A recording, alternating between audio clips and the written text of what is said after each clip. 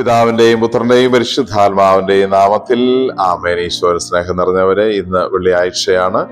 ഈശോയുടെ കുരിശിലെ പീഡകളോട് ചേർത്ത് നമ്മുടെ സഹനങ്ങളെയും നമുക്ക് സമർപ്പിച്ച് പ്രാർത്ഥിക്കാം. ഈശോയുടെ കുരിശിൽ നിന്ന് ഒഴുകിയിറങ്ങിയ രക്തവും ജലവും നമ്മളെയും വിശുദ്ധീകരിക്കുകയും നമ്മുടെ സഹനങ്ങൾക്ക് ദൈവികമായ ഒരർത്ഥം കണ്ടെത്താൻ നമുക്ക് സാധിക്കുകയും ചെയ്യട്ടെ.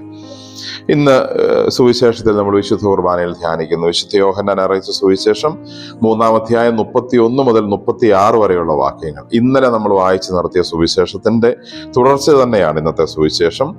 അവിടെ ഈശോ പ്രധാനമായും നമ്മളെ ഓർമ്മിപ്പിക്കുന്നത് ഉന്നതത്തിൽ നിന്ന് വന്ന ഈശോയെക്കുറിച്ചും ഭൂമിയിൽ നിന്നുള്ള നമ്മളെക്കുറിച്ചുമുള്ള ഒരു താരതമ്യം അല്ലെങ്കിൽ ആ തരത്തിലുള്ള ചിന്തയാണ് നമ്മുടെ മുമ്പിൽ അവതരിപ്പിക്കുന്നത്.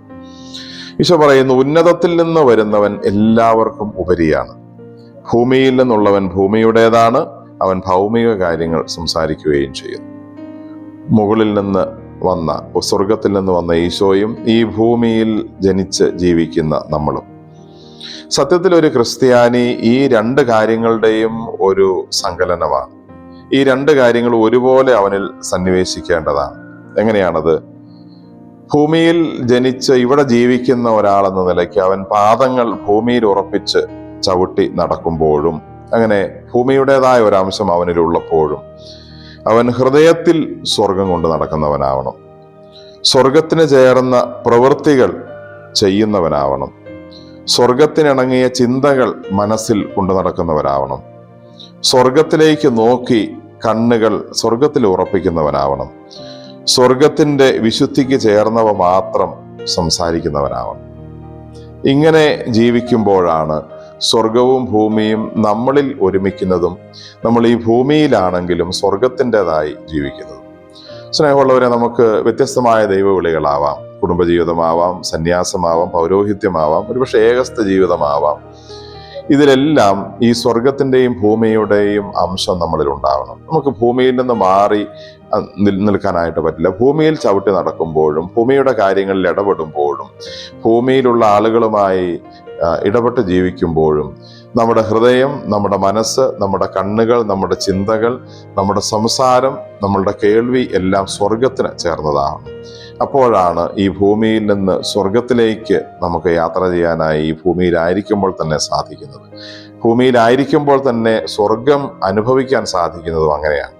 നമ്മുടെ ജീവിത വിളിക്ക്, നമ്മുടെ ദൈവവിളിക്ക് ചേർന്ന രീതിയിൽ നമ്മൾ ഈ ഭൂമിയിൽ മാത്രമാണോ ജീവിക്കുന്നത്, അതെയോ കൂടുതലായി സ്വർഗത്തിൻ്റെ ഗുണങ്ങളെയും സ്വർഗത്തിൻ്റെ നന്മകളെയും നമ്മുടെ ഹൃദയത്തിൽ കൊണ്ടു നടക്കാനും അത് നമ്മുടെ വാക്കിലും പ്രവർത്തനത്തിലും സംസാരത്തിലും കൊണ്ടുവരാൻ സാധിക്കുകയും ചെയ്യുന്നുണ്ടോ എന്ന് നമുക്ക് ആത്മശോധന ചെയ്യാം.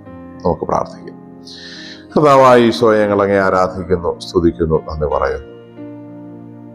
മനുഷ്യനെ കുറിച്ച് പറയുന്നല്ലോ, മണ്ണിൽ നിന്ന് വന്ന് മണ്ണിലേക്ക് മടങ്ങുന്നു. പക്ഷെ ഒരു ക്രിസ്ത്യാനി കൂടുതൽ ഉന്നതമായി ചിന്തിക്കുന്നവനാണ്. അവൻ സ്വർഗത്തിൽ നിന്ന് വന്ന് സ്വർഗത്തിലേക്ക് പോകുന്നവനാണ് എന്ന് കരുതുന്നു. കർത്താവെ, ഞങ്ങൾ ശാരീരികമായി ഈ ഭൂമിയിൽ ജീവിക്കുകയാണെങ്കിലും മനസ്സുകൊണ്ട്, ഹൃദയം കൊണ്ട്, ചിന്തകൾ കൊണ്ട്, ഞങ്ങളുടെ വാക്കുകളിൽ, പ്രവർത്തനങ്ങളിലൊക്കെ സ്വർഗം വിരിയാനും എപ്പോഴും സ്വർഗത്തെക്കുള്ളിൽ കൊണ്ട് നടക്കുവാനും ഞങ്ങളെ സഹായിക്കണമേ. നമ്മുടെ കർത്താവ് ഈശോ മിശിഹായുടെ കൃപയും പിതാവായ ദൈവത്തിന്റെ സ്നേഹവും പരിശുദ്ധാത്മാവിന്റെ സഹവാസവും നാം എല്ലാവരോടും നമ്മുടെ ഈ ദിവസത്തോടും കൂടെ ഉണ്ടായിരിക്കട്ടെ, ഇപ്പോഴും എപ്പോഴും എന്നേക്കും. ആമേൻ. ഈശോ മിശിഹായ്ക്ക് സ്തുതിയായിരിക്കും.